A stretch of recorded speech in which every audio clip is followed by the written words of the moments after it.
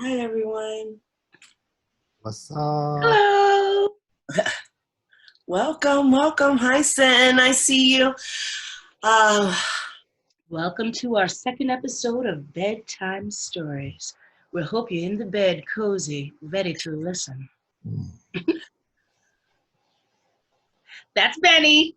We're so excited to have Benny Soto with us this evening. yes, absolutely. Welcome, everybody. Sweet. I So, was getting sleepy because these days I go to bed, right? Doesn't everybody go to bed early? look, I'm drinking tea these days at this time. Some people drink tequila at this time. I'm not judging, No joke. but it is what it is. We're not getting any younger. The world is happening. Mhm. So this is why I Yes. tell stories from bed. Instead of laying in your bed thinking and having your thoughts keep you up, at least you could tell a story. True. Right. We're super excited to have Benny Soto here today and later to be joined by Rich Medina. This is a really exciting night for me, anyway. And thank you, everybody, for joining us here on IG. And please tell a friend, hit share, let them know that we're here. Yeah. So you want to get this party started? Let's get it started. Let's get it started. Okay, let's get it started. Well, Cynthia, go. Oh, so Benny actually is gonna go because what I want to know is just like this bedtime stories was created by Red and myself so that we could hear some wonderful stories from the underground told by the people who live these tales. We know that everybody has some wonderful stories that they can share about things that they've experienced or whatever they'd like to share. And so we're super excited, and I'm very pleased to welcome Mr. Benny Soto. Yeah. And ladies and gentlemen, very quickly, if you have questions for our guest, please post them in the comments section and we will try to ask them. So Benny, take it away. Oh my God, what do you want to know? We want to So, know who are so you? start. Who are you? Why did we even ask you to be here? Who are you Uh, in our world? well, I think I've been involved in nightlife since like the Vinyl days, 6 Hubert Street, when it was called Vinyl. It was post shelter. Um, and there was a friend of mine doing the cashier there, and he was sort of doing some managerial duties during the day, and he's still a good friend of mine, but he got really ill, and they were looking for somebody to, they didn't know if he was coming back to work. It turned out that he got really like deathly ill, so they didn't know if he was coming back, and they asked him uh, if if he knew anybody that could do the job until he got back, and he said, "You should hire Benny." And that's it. That's really how I got involved, and I was doing the cashier there for a number of years, and there was no alcohol at Vinyl, so it was like a really poor club because there was no money there, so and everything was always on a budget. So, there was, I had to create jobs for myself. So I like decorated, I cashiered, I came in once a week during the daytime to sort of accept all the orders of water and Red Bull. Sometimes I would come in and on Sunday mornings and close up shelter. So the last few hours of shelter, I would come in Mhm. and then close the club and then sort of get it ready for Body and Soul. Right. So that's how I kind of got involved in the actual venue side and and learned about that. But I was always intrigued, with nightlife. I was sort of like the weirdo that was walking around the club, looking at the lights and looking at the sound and wondering how it all worked. And I always wanted to know the behind the scenes. That was more interesting to me. I'm not a great dancer, so I was happy with learning, and that's what I did, you know, and so I created my jobs as I went along, and I learned, you know, like this one taught me how to hang up, you know, balloons, which actually is, you know, there's a skill science to set. it. It's a It's skill a set. thing. It's a And thing. then I learned that it was much harder to hang them up sort of loft style. But if I hung them up and I got really big ones to fill up the space, then I would work less. But I would have a, you know, a bigger impact, because when you hang up 20 huge balloons, they look amazing versus 1,000 little balloons that you would spend a whole day doing. Yeah. So it was little tricks that I learned. And, you know, I was, when I first started, it wasn't unusual for me to come in on a Sunday and have only one of the cleaners show up because the other ones got drunk. So it wasn't unusual for me to pick up the broom and start sweeping up with them, or grab a ladder and, you know, dust off some of the lighting. And Ariel, everybody knows Ariel. Ariel would go on vacation, or he would go with Body and Soul, or he would go to Japan or somewhere, and I'd end up doing a few nights covering for him. So it was always a hustle, trying to figure it out, to try. You know, at the end of the week, I had a little money, you know, and that's really kind of the promoting thing came later, and it was actually Danny Krivit who one day out of the blue said, you know, you should be a promoter. And I thought, I should, you know. That was really it. You know, it was no,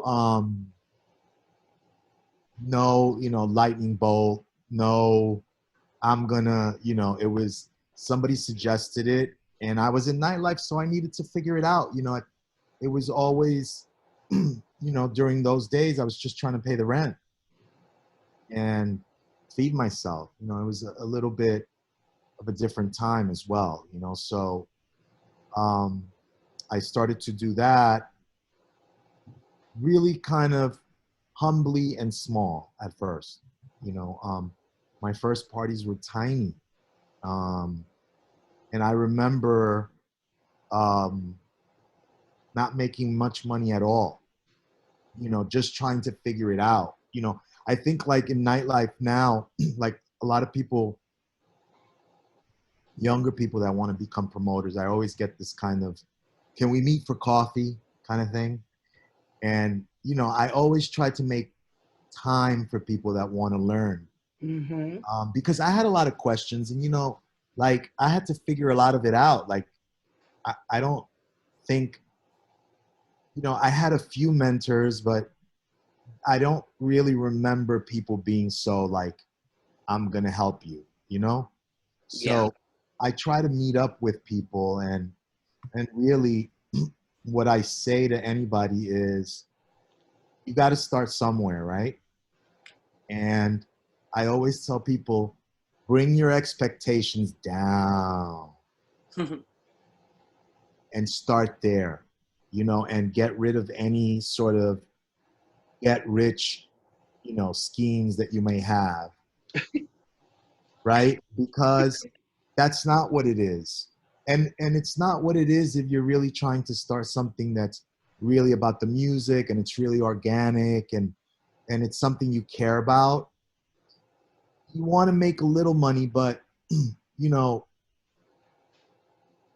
it sort of makes me think of Danny Krivit. You know, Danny always wanted to keep 718 sessions very accessible. Mhm. So we kept the prices pretty cheap. You know, he always wanted to do like, you know, the $5 thing, right? Yeah. before, you know, the first 100 The people. first 100 people, Right, whatever. $5. And you today, 2020, right? You would think about that and you would go, $5.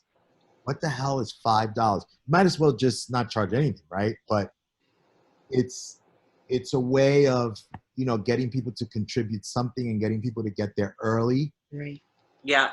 Also keeping the party feeling good. So, you know, things are so expensive now. You can go to a regular club and it can be, you know, 50, 60. If you go to a really big place where there's a huge show, you can pay 60, 70, 80 bucks, you know?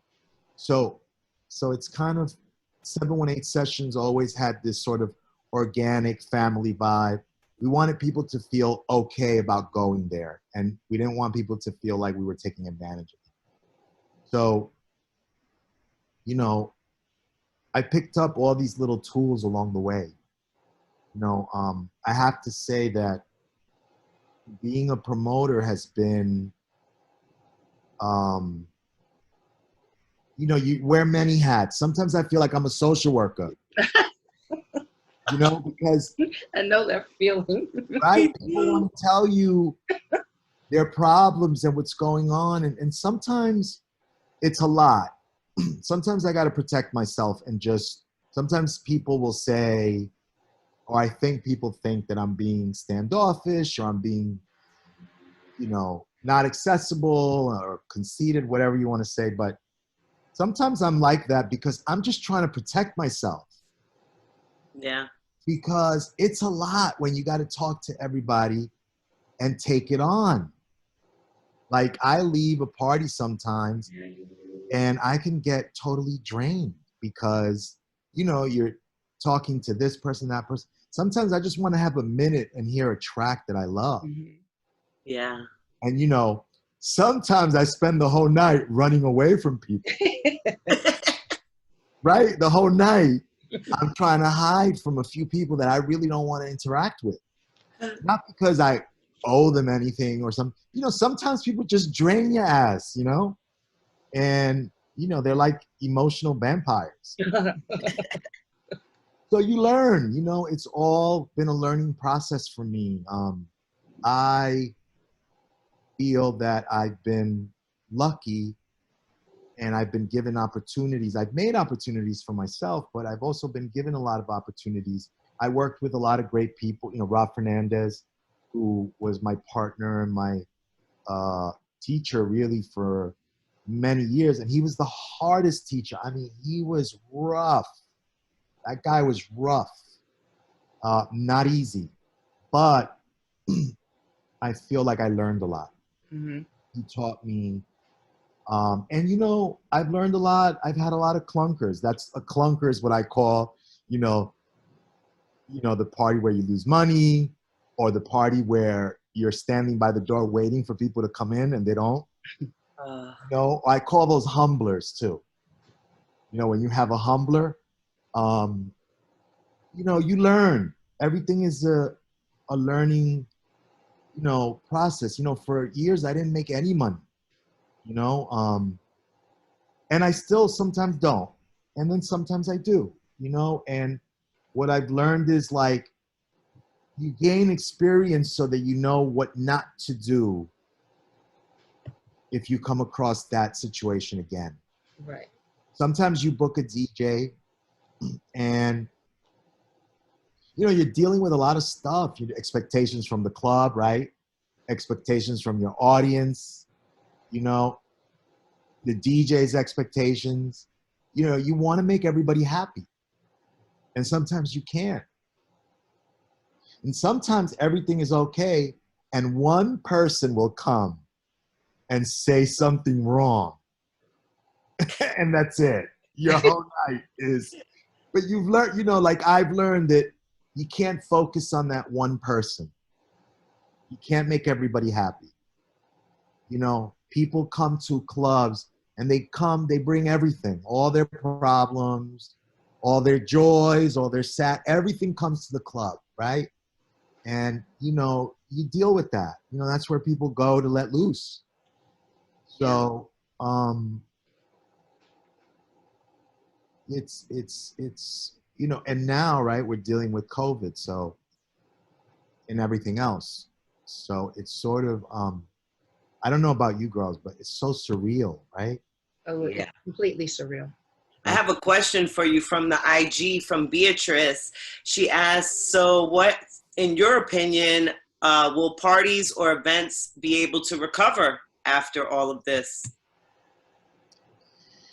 You know, I saw the announcement from New Jersey today, right? Where they said 100 people, and then they said July, maybe 500 gathering. Um, and then there's all the talk about the second wave, right? Right. And so you know, you hope that all of that is not accurate, right? That somehow we can figure it out and maybe there'll be a vaccine. I see us recovering, but I also see it, it's not on the list of priorities, right? For reopening. I feel like although we offer so much and nightlife is such a big industry, I don't think, you know, it's like hotels, restaurants, bars, and then maybe clubs, you know. I think it's going to be a slow sort of stop and go, learn as we go, right? Because, you know, we're supposed to wear masks, but then music is playing loud. People are talking loud in your ear, right? So, you know, how do we prevent, and do we want to, you know, it's like, what, you know, we go to a club to interact, right? To sort of connect, community. And there's sort of this new way of doing it is sort of taking it away, right? It's like, I think that it's going to be a very slow process, and we're going to have to relearn, and we're going to have to be careful and just, you know, remind each other, like, hey, you know, like, you know, social distancing. Hey, you know, wash your hands. Or, you know, hey, like, it's okay, you know, a little wave. You know, I was feeling like this before. Hey, get away from me. You know, I was really feeling like this before. It's like too many people want to touch me. Especially Sometimes in the winter. I'm like, yo, like, it's okay. You don't have to, like, hello, it's okay, because, you know, that's how germs and people get sick. So I think we're going to have to relearn a lot of stuff. Yeah. You know? So yeah, I think it's slow. So we just have to, but I think that the community and the music will eventually carry us through to where we have to go. I hope so. And I've got a question for you. Bird wants to know, how did you get the interview with HBO? How did I get the interview with HBO? That was a friend of mine asked me to do an interview with HBO on the show, and they were paying at that point. At that time, I didn't have a lot of money, and they were paying. I forget. It wasn't a lot, and it might have been like $300 or $400. And I remember I wanted to take somebody to dinner to a nice restaurant, and that's why I did it. Because, you know, I didn't have money, you know, I just didn't, you know, it's, you know, I think that people, you know, you know, I just want to clear it up. I ain't rich, you know, I am not rich. I don't know what people think out there, but, you know, there was this career of mine was gradual. You know, I got to a point where I made money, but it wasn't always like that. It was a lot of other shit, you know, for real. Yeah. And dealing with crazy club owners and getting beat and losing money and, you know, and like just trying to figure it out, you know, and, but I'm in a different place now, and I'm lucky, you know, I have a great partner now. I work with Mike Weiss from Nervous a lot. And I have relationships with, DJs that I work with all the time. So it's easier. But I didn't wake up one day and wake up there. It really was a lot of like, holy shit, how am I going to pay the rent this month? Mm. And oh shit, like I made a couple of $100 on this party. What am I going to do? Am I going to buy some kicks, or am I going to run and pay the cell phone bill so I can promote the next party? So it was a lot of that, and so HBO, it had to be Bird to bring it up. No, I don't want to talk about that HBO shit, but it was, you know what? I'm going to talk about it because I kind of looked good back then still. It was an HBO documentary called Private Dicks. And it was a documentary about men's relationships with their penises. Awesome. And they had about 10, 15 different men just talking about their dicks. But this was the thing. We were sitting there and we did the interviews naked. Oh, wow. Well, folks, you know what to look up when this is through. You really go YouTube it real quick. Y'all can do it because you know what? I looked kind of cute back then. And you don't really see anything. You can see like, the top of my hair. Oh, we'll see. We'll see. Yeah, we're definitely going back to YouTube. But somebody sent me a picture of it because it came out like there was like a French Vogue magazine or something, and I was standing holding something over my my privates. And I was like, damn, I looked cute back then, shit. That was a long time ago. We're talking 25. I'm 55. I just turned 55. So that was 30 years ago. You still look fabulous. Yep. Well, thank you. Yeah, that was so there you go, Bird. That's the truth. I've got another question for you. I have one too.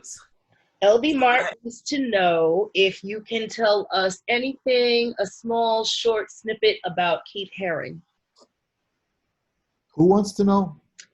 LB Mart is his name on. That's Elvis. Elvis Martinez. Oh, okay. Elvis. Keith. Well, Keith was the reason and the person that sort of got me into the inner sanctum at the garage. Because when I was going to garage, I didn't know anybody. And I saw people wearing Keith Haring buttons, and I didn't know what they were. The little barking dog, the little crawling baby. I thought it was like some secret club.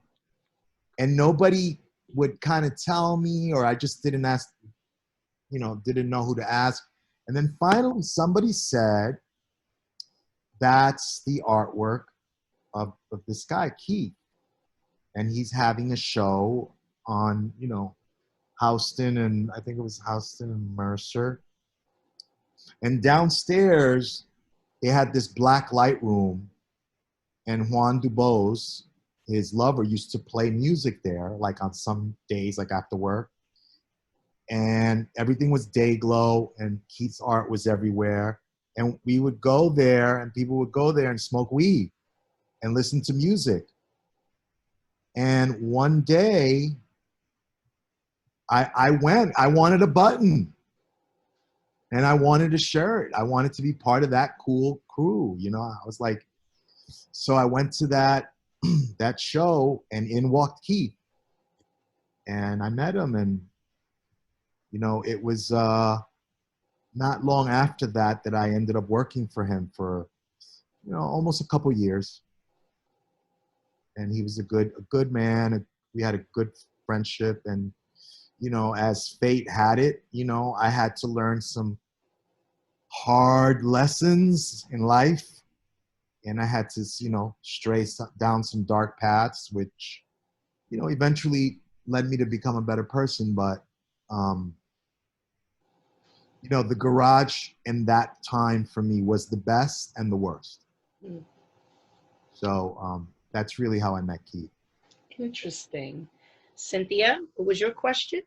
So the question that I had here was from someone called Nerdish Tendency, and the question was, what is the biggest difference you've observed between parties in your heyday, whatever era or whatever you think was like the height of clubs versus to now? Or I'm assuming this is like right before Corona. I think that, for me to say, like, I want to say, I hate sounding old. So I don't want to sound like that old guy who's like, the paradise. Heyday. No, because you know what? That means nothing to somebody who didn't go there. Yeah. Even if I've seen many clubs, and to me, I haven't seen that intensity often. I've experienced some things that are close, but I think that every generation has their own garage, whatever that is, right? Like, people had Sound Factory, people had Twilo, then some people had the new Sound Factory. And I think, the biggest difference is that everything becomes more mainstream right away. Like, things don't really stay underground that long because we have, social media and all kinds of stuff, and things are not a secret for long. The garage was very underground for a lot of reasons, and you really have to kind of understand New York. There was, the Saint, and that's where all the white, queens went. And then the garage happened to be where all the Black and Hispanic people went. But that's not really what they hoped the garage was going to be when they opened it. Right. That's just how it ended up. Right. And I think that New York was a different time, right? It was pre-AIDS. You could have a club in Manhattan, right? You could have a club that didn't serve alcohol, that just did membership, because you could find the space where the rent wasn't, you can't find that in Manhattan anymore. So it was the biggest difference is, that it's just Manhattan is a place for rich people now, that you cannot have a club in Manhattan. And also our business is a real huge business right now. It's not like, it's not what it was where it was really underground. Now it's like about big money for a lot of people, and clubs, costs, they're so expensive to build, real clubs, right? Yeah. But I find it really exciting that there's so many new things, so many choices, that, you can create your own moment. It doesn't, the garage is closed. I always say that when people, including for myself, I have a brick right there that somebody gave me from the garage. So, like, I keep all these things. Like, I have a piece from 6 Hubert Street, the dance floor. I cut it out, or somebody cut it out and gave it to me. I have a little piece of mirror from the original Loft mirror ball somebody gave me. Oh, wow. All these things. But so yes, I'm not stuck in the past. But what I'm saying is that the difference is, we didn't have social media back then. We didn't have smartphones. Things stayed underground for a long time and stayed special. Agreed. Right? So that's what I think. And it was also pre-AIDS. I think AIDS changed everything in New York City. That was like an epidemic that a lot of people don't talk about, but it changed everything. Mm. It did. Certainly ended the garage. Interesting, interesting, interesting things, Benny. Well, Benny Soto, this has been a fun trip with you. I hope I made some sense. I tried to not. You made more sense than you know, and it was really, it was good. It was good. Thank you. Yes, thank you so much, Benny, for being here with us. You know, this has been an amazing time to get a chance to get these stories from you that we otherwise would not have heard. So this is like super special. Yep.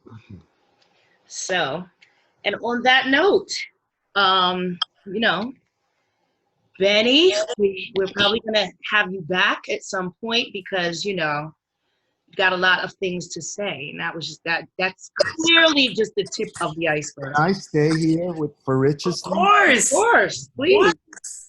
Hang out with us. Rich, you with us? Rich is with us, ladies and gentlemen. So please welcome Mr. Rich Medina. Benny, you are hilarious, brother.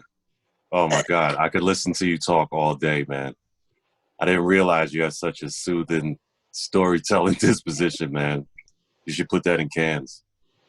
Thank you. Thank you.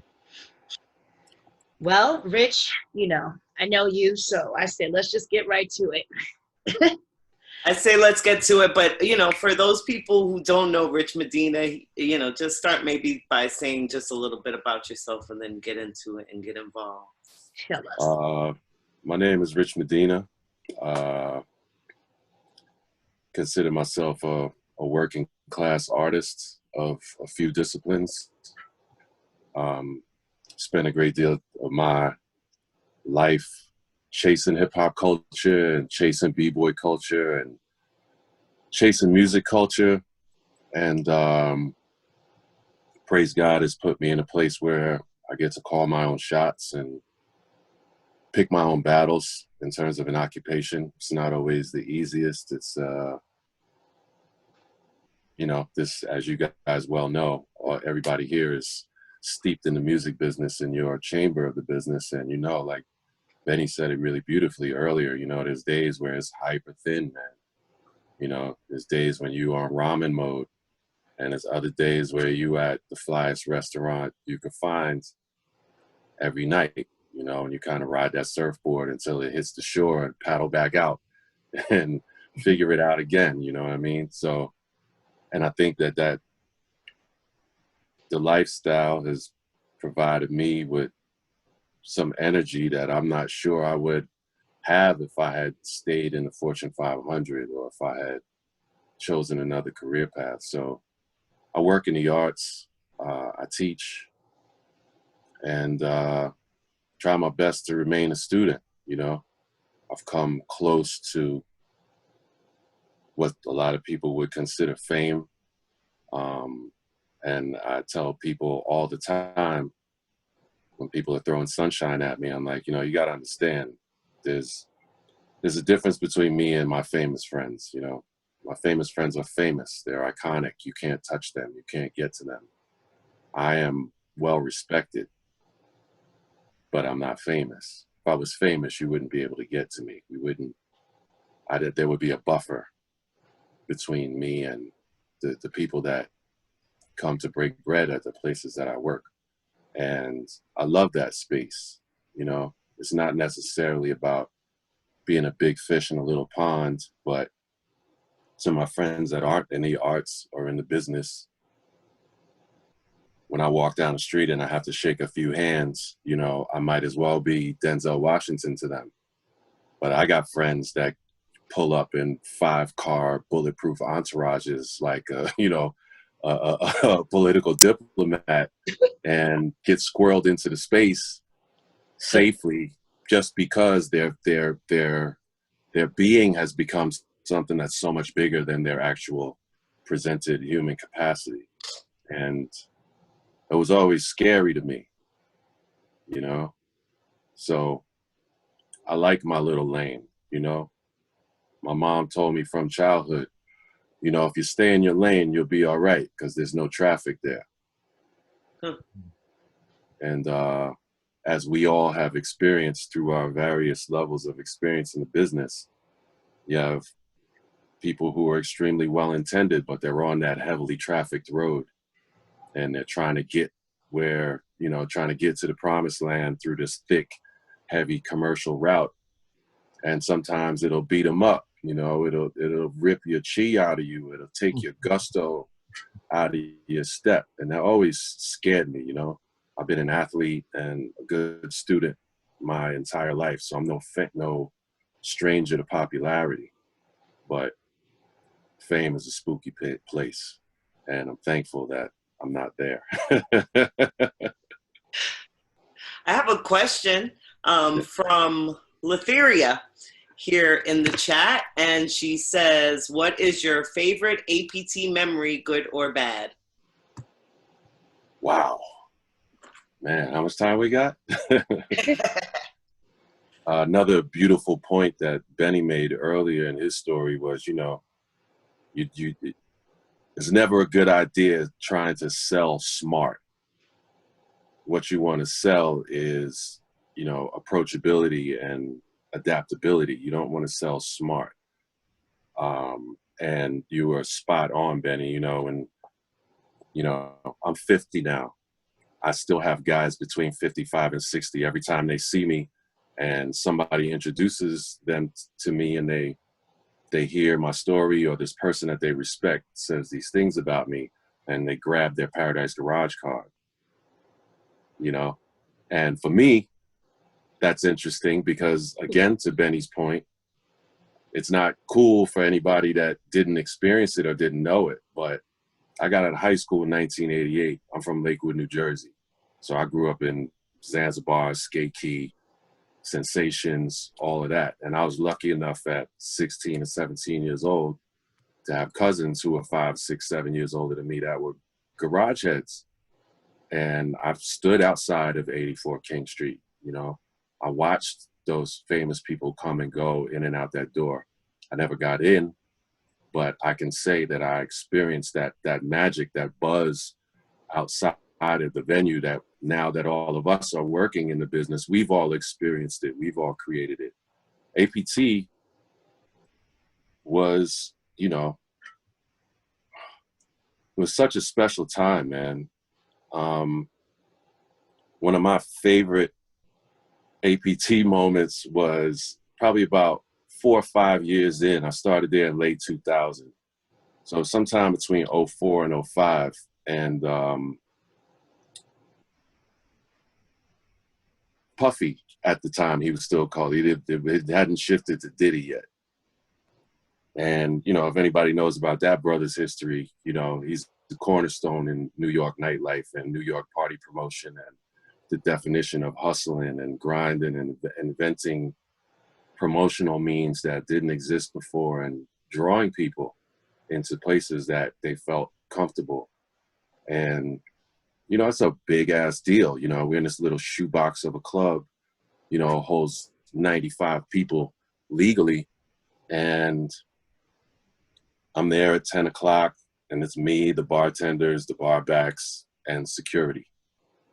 And I'm playing, and these two enormous dudes. I'm 6'6". These guys are my height and two of me wide.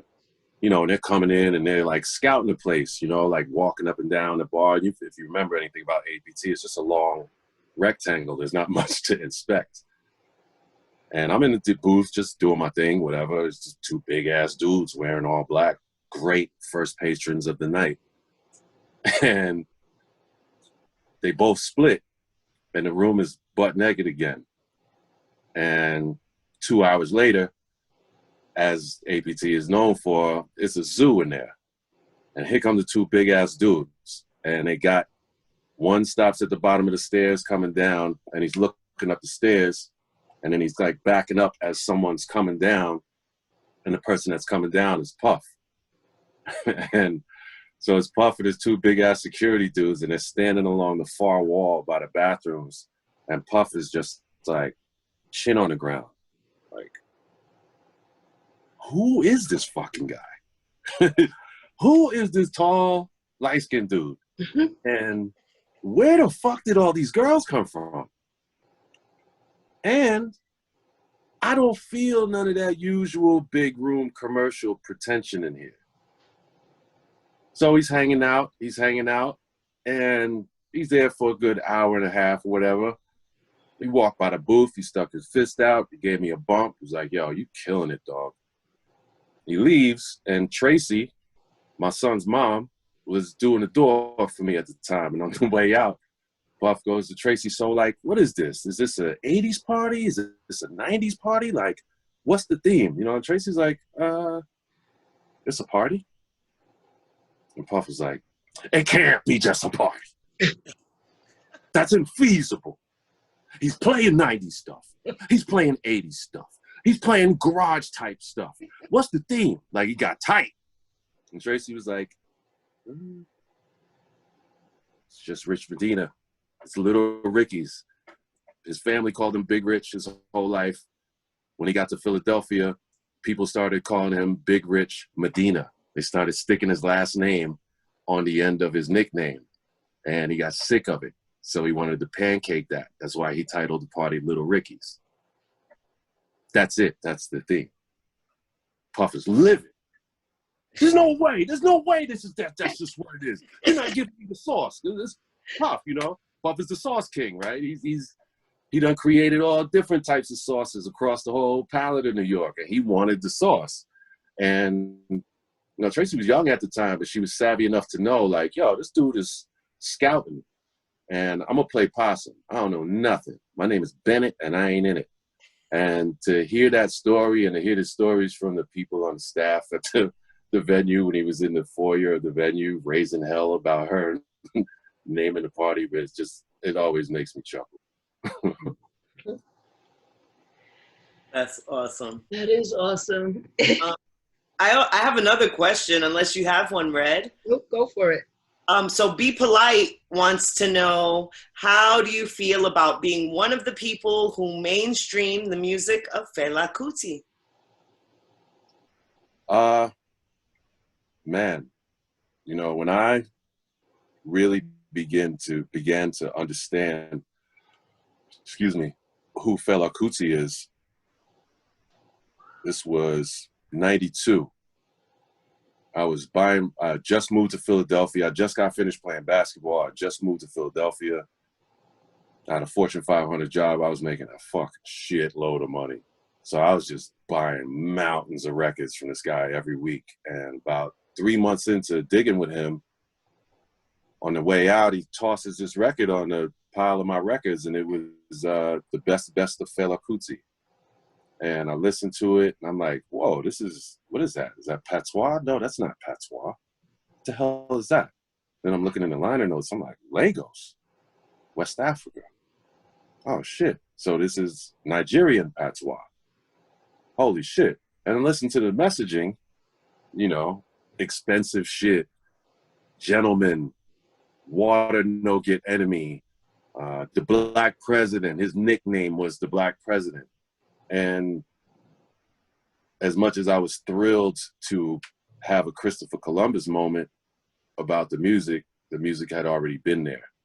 So I was being Christopher Columbus. And I minored in Africana Studies at Cornell. So, and I studied under James Turner, Loxley Edmondson, and Ivan Van Sertima. So I was pretty well steeped in my Pan-African vocabulary, and to come across an African artist with that type of gusto that hadn't come across my radar yet, it pissed me off as a student. You know, I'm competitive in all areas. That made me angry that how the hell did I just come across this? So I went bananas. And from 92 all the way up until when we started Jumpin' Funk in 2001, I became notorious for dosing his records in my sets. And, you know, for the first 5 years, I put on George Benson, Shaka Khan, Earth, Wind & Fire. People are doing rails off of each other's back. boning on the dance floor, like snatching the lights out of the ceiling, happy. Put one African record on. It's like I pulled an Uzi in the booth. You know what I mean? It was, and I'm like, oh, you know, y'all don't get it. You're not thinking black enough. But the problem was really me and the dosage. I hadn't let them marinate long enough. I was trying to catch them in that peak moment and then hit them with this surprise to break the record. But it was bad dosing. It was a bad dosage process that I was applying. So it made me sit back and really start to analyze my game a little bit more. You know, Fela's records will make you very honest. You know, if you mix house music or if you mix electronically programmed music, it's coming off of an electronic pulse. So that one doesn't go anywhere. But when you're dealing with a human drummer, you know, the one is floating across the plane like this, and that's what the pitch control is for, and that's what rubs and pushes are for in the mixing. So I just started cutting my teeth with it rather than trying to provoke the dance floor with it. And it made the scope of my game with regard to the booth and how I deal with my tools a lot more sharp. I was able to think my way out of bad mixes better. You know, every single DJ under the sun, if they tell you they haven't done a bad mix, they're a liar. Everybody loses the one. Everybody drops a record on a 3 and has to find the one, because the real music heads, the real dancers, if you throw that syncopation off or that rhythm off, your dance floor is toast until you put that next banger on, you know? While I was doing all of that, I wasn't really thinking about what is it going to be like. I'm a pioneer. I'm leading this charge, because I know about guys like Randall Grass from Shanachie Records, who was a huge Fela aficionado on the radio for years before I even discovered the music. There's a bunch of brothers here in Philadelphia that I met that were just super well versed in it, but none of them were club DJs. So the difference for me was that I had that lane and I had that captive audience of a dance floor. And looking back on it now, you know, the lead dog on the sled has an extremely thankless job. The guy that's driving the sled might feed him a little bit more after the run, but during the run, you got 13 other dogs tugging at your face thing all the way through the run. It's tiring, it's exhausting, and there's no brownie points for it except for a little bit of a bigger meal than everyone else so that you can have the energy to drag their asses again tomorrow. So, you know, heavy is the head that wears the crown. I don't think about it. I just do the work. I do the work. They'll talk about me when they put me in the floor. It's not my place to say. Well, I appreciate the work. I consider that. The answer. That was very nice. Cynthia, you have more questions? I do, actually. I have more questions. EF Your Face. I don't know. EF Your Face said, will Rich be at Silk City Diner before the Roots picnic in August? I only discovered Rich last year, and there was love right away when he dropped a few Fela, and then they gave you props for skills. Thank you.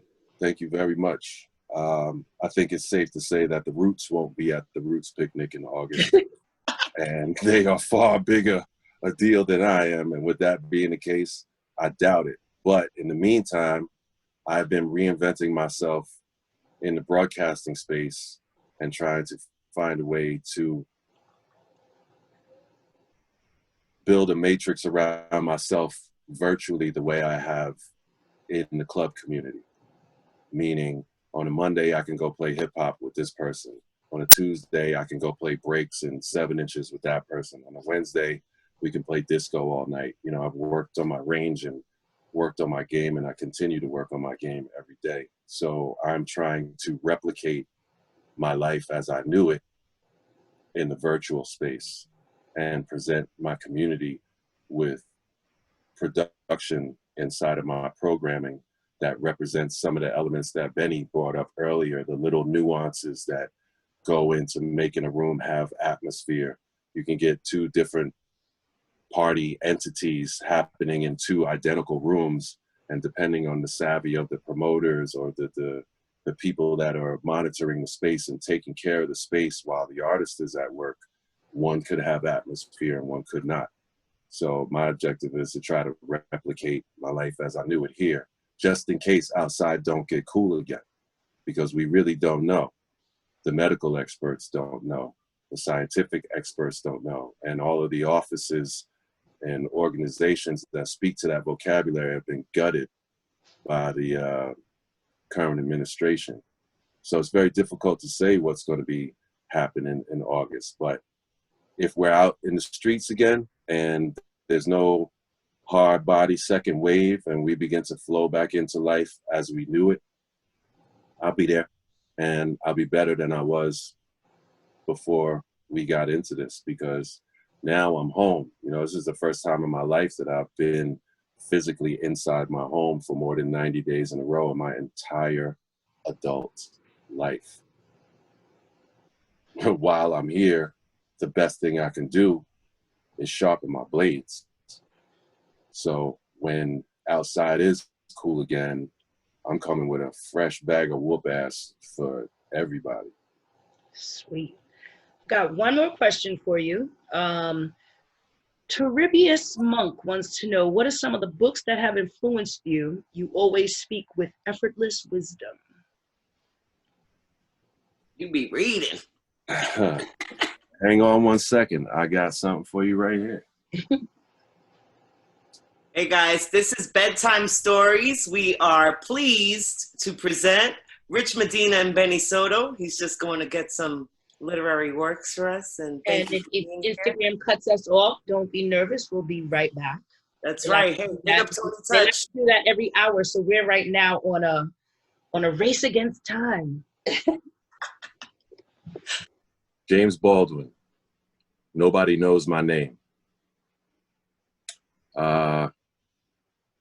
James Baldwin's Nobody Knows My Name records the last months of this famed American writer's 10-year self-exile in Europe, his return to America in Harlem, his first trip south at the time of the school integration battles. It contains Mr. Baldwin's controversial and intimate profiles of Norman Mailer, Richard Wright, and Ingmar Bergman. And it explores such varied themes as the relations between Negroes and whites, and the roles of the Negro in America and in Europe, and the question of sexual identity. To me, James Baldwin is the epitome of knowledge of self. I know who I am, I know what I'm capable of, I know what my potential is, and no matter what anybody says to deter it, because that's what his writings were primarily centered around, being a gay man inside the Black community, and not only suffering from discrimination from whites and the system, but suffering from discrimination from his own because of his sexual orientation. So he became a bit of a double minority, if you will. And if you can walk the street with that kind of gusto, with that kind of pressure on your head, that's the type of man that I look up to, because it takes a lot of moxie to say the things that he said under that type of pressure and stand behind them with conviction. Frantz Fanon, Black Skin, White Masks. Few modern voices have had as profound an impact on the Black identity as Frantz Fanon's, and this book represents some of his most important work. A major influence on civil rights, anti-colonial, and Black consciousness movements around the world, Black Skin, White Masks is the unsurpassed study of the Black psyche in a white world. Hailed for his scientific analysis and poetic grace when it was first published in 1952, the book remains a vital force today. Frantz Fanon was born in Martinique in 1925 and studied medicine in France, specializing in psychiatry. For this book and others, including Wretched of the Earth, A Dying Colonialism, and Toward the African Revolution, he is considered to be this century's most important theorist of the African struggle for liberation. He died in 1961. This is another guy that I really, really look up to. He took his education. He wasn't given an education. He got that education in a time when they weren't even letting niggas in buildings that had books in them. How tough is that? How tough a guy is that? the souls of black folk, W.E.B. Du Bois. I'll leave that where it is. I ain't even got to say nothing about that. That speaks for itself. Race. How Blacks and Whites Think and Feel About the American Obsession by Studs Terkel. Studs Terkel is one of the most important white theorists on race relations ever. If anyone's familiar with a lady by the name of Jane Elliott, Jane Elliott is the white woman with the pixie haircut that has the classes where she's talking shit to white people, like a room full of 500 white people. And she's like, if anyone here would like to trade places with anyone black in a police situation, raise your hand. And the whole room is like tucking their hands in their pockets. That's Studs Terkel, pre-Jane Elliott. Those are a few pieces of reading that I always go back to. And in the current state of affairs, I've gone back to them even more frequently because I have to think to myself, if these brothers can speak with the style and grace that they did under the pressure that they were under, Jim Crow, the chattel system, civil rights, the third civil rights era. A lot of people think there was one civil rights era. There were three. The first one was immediately after emancipation. The other was at the turn of the century. If these men can write like this and speak to these truths under that kind of pressure, who am I to not look to follow suit? Who am I not to look to try to leave people a little bit better than they were when I found them? And books like these help me maintain my grip on reality, you know, because You just got kicked off of IG. it's a big deal for me. But that's my answer, you know, in 4 books. So, How so I can keep the my teacher vocabulary remains tight the student, as you said. all day. That's excellent. Absolutely. So we've just been kicked off of IG. But this has been amazing. It's been a blessing, man. Very happy.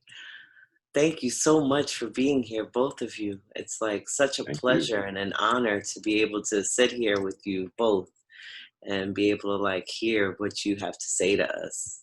That's You know, absolutely mutual. I think that it's super important too for us to be able to do this, you know, and because now's the time when, you know, these stories otherwise just would not get out there, right? So like it's a great chance for us to be able to like just get together and share a little bit. No doubt. The little pieces of you, the little pieces of us wouldn't be able to, you know, people need to know sometimes there's a little more to us than what meets the eye. And that's a great thing. That's excellent. And I'd we say a lot humble more. beginnings and, you know, it's great. And Benny. And it says a lot about you guys. Thank you so much for being here, for staying with us. This was great, enlightening. I enjoyed it. Oh my God, Rich Medina. I'm just totally like without words. Thank you, brother. I'm just so humbled by your knowledge, and I'm like, thank you, man. Wow, I want to read all those books. Right. But thank you. And the fella stuff, I mean, you know, I cried when I well, Timmy Regisford turned me on to fella, really, but when I really listened to like Unknown Soldier, that track, I cried.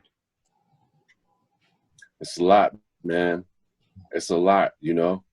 You put a lot of gusto. We know Bob Marley inside out, right? So it doesn't grab you quite to that degree like you're speaking of anymore. But when you first come across it, and you're coming across it as a grown man, yes, and you know, this stuff is just pouring down on you, and you're like, man, he wrote this when? You know what I mean? Super ill. Super ill. Well, I have a funny Timmy Regisford story. Wait, let us get back on the IG. Right. You'll appreciate this one. I want that. I want it. That's funny. You know, Benny, man, you've always had this kind of cool, easy disposition. You know, that's how I've always identified you. You know, you've been like this buoy in the middle of all this craziness. And, you know, I would say it's safe to say we've had 25 or 30 short conversations and hellos over the years, spread out over time, and it's always been super positive. But I thought you were younger than me. I'm 50. I didn't realize that you know, you had It was just an illusion. experienced that space in that way, you know what I mean? So to hear you talk about the garage and to talk about Keith Haring and not knowing who he is at the time is just like mind-boggling, man. 'Cause I'm a kid from Jersey that was chasing y'all. You know, I can't imagine how many times between 18 and 25 that I was standing within 15 feet of you and you didn't know who I was and I didn't know who you were. Small Because world. I've been chasing New York, man. I've been chasing New York my whole life. And I got, you know, Keith Haring, the whole Keith Haring thing was fate, you know. I didn't know anything about the art world. But, you know, I got to meet like so many people totally by accident, you know, Basquiat, Warhol, all those people. And I learned, you know, I was from the South Bronx, very, very poor. From like when the Bronx was burning, you know, that's where I grew up. And, you know, really poor. I lived in my parents, we had a 1-bedroom, and my parents slept in a sofa bed in the living room, and me and my brother shared the bedroom. So when I got introduced to the art world and what was going on downtown, and, you know, it was just like, it's in a way, I feel like it saved my life in a way. Because it got me out of the ghetto. Mm. Not fast enough, but fast enough. I mean, I you know. Slow train beats no train, right? It was a mixed bag, but you know, I didn't know who anybody was. I remember going to dinner with Andy Warhol and Keith and not knowing who Andy Warhol was. Wow. Oh, wow. Why are people taking his picture? Who is he? Like, I was tugging on Keith's sleeve like a little kid. Like, who is this guy? You know? And so it's totally fate, but I'm grateful. We are too. Absolutely. Like a little you know? kid. I'm grateful. I think we're on. We are on. Okay, great.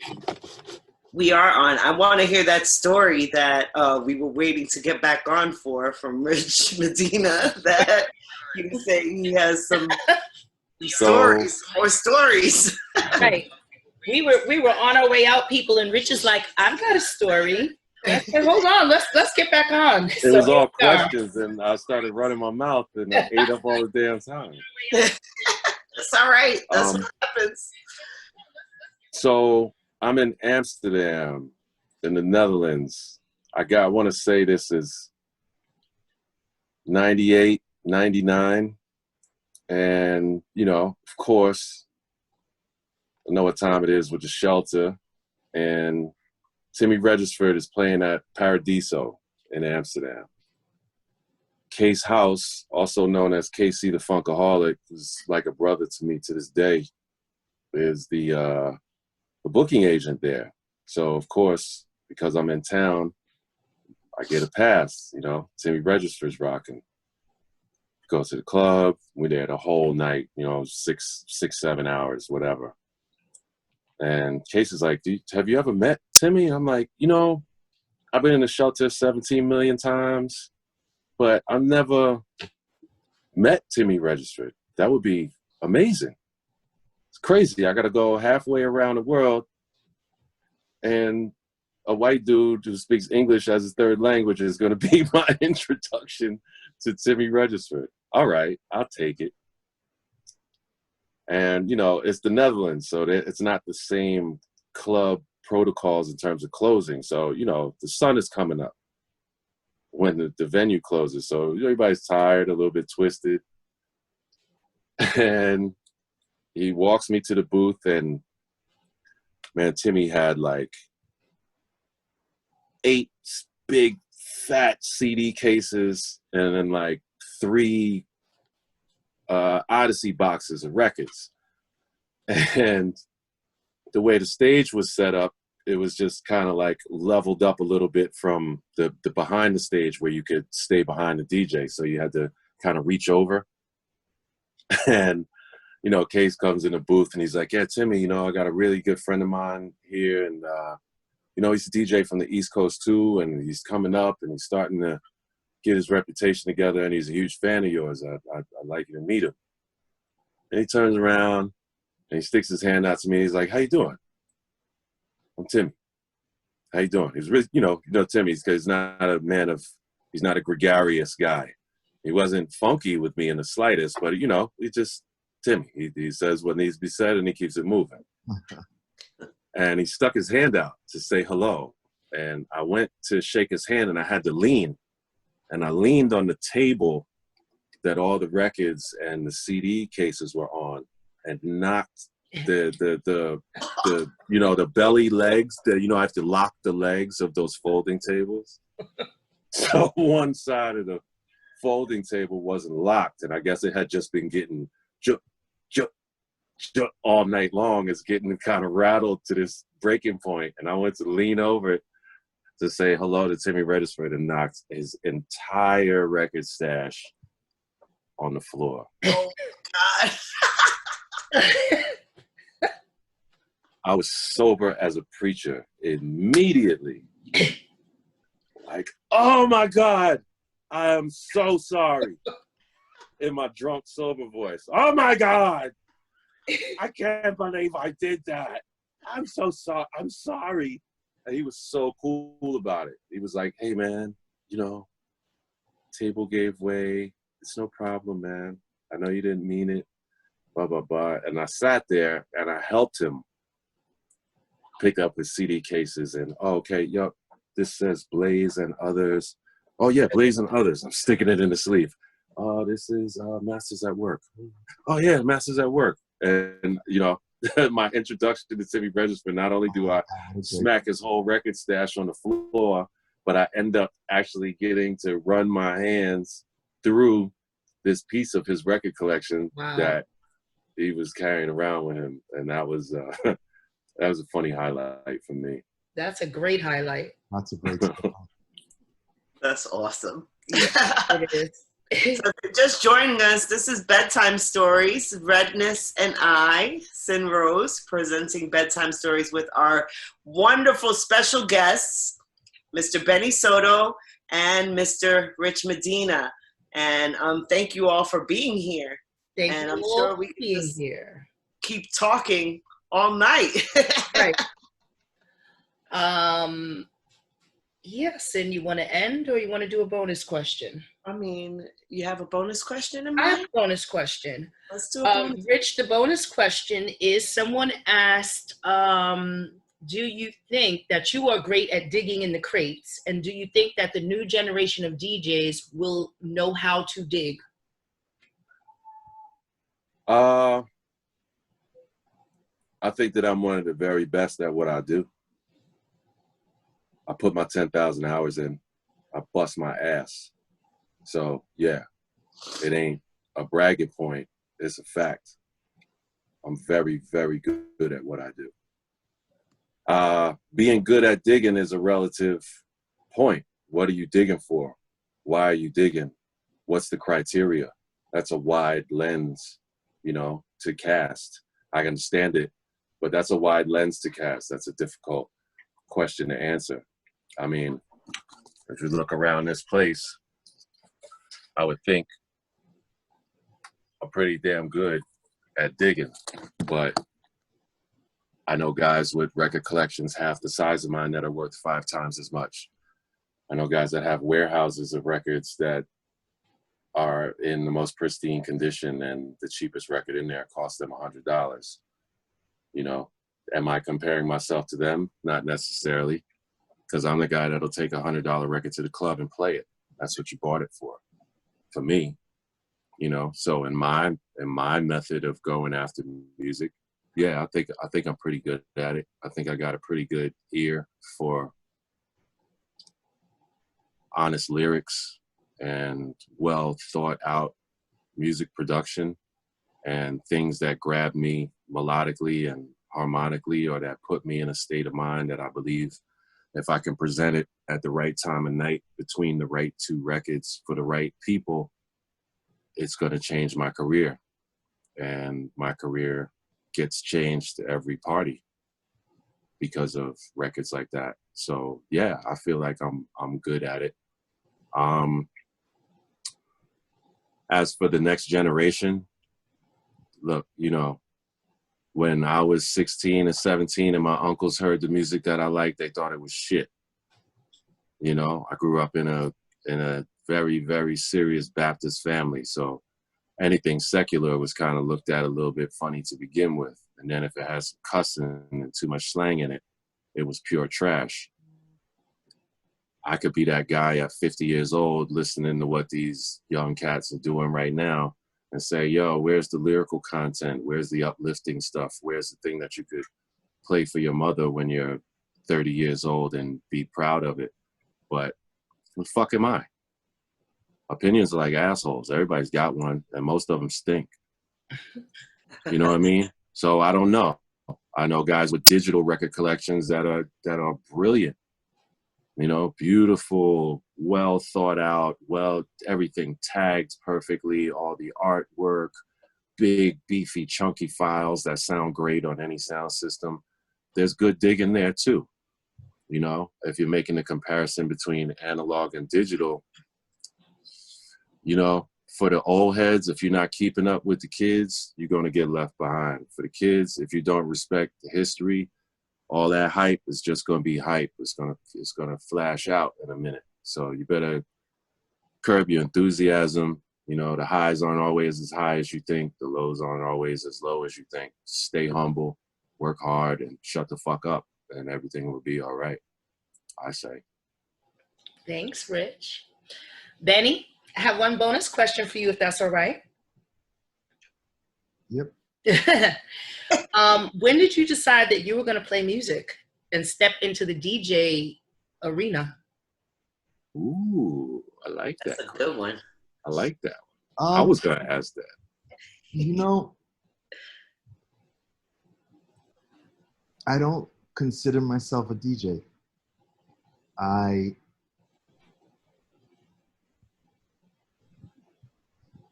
like playing records once in a while, and I'm super self-critical. It's a painful process for me because I am the worst critic. So I tend to really beat myself up when I do it because I want to be good. And I think I'm an okay selector. Technically I'm terrible. But why did I jump into that frying pan? You know, I think I just wanted to prove to myself that I could do it.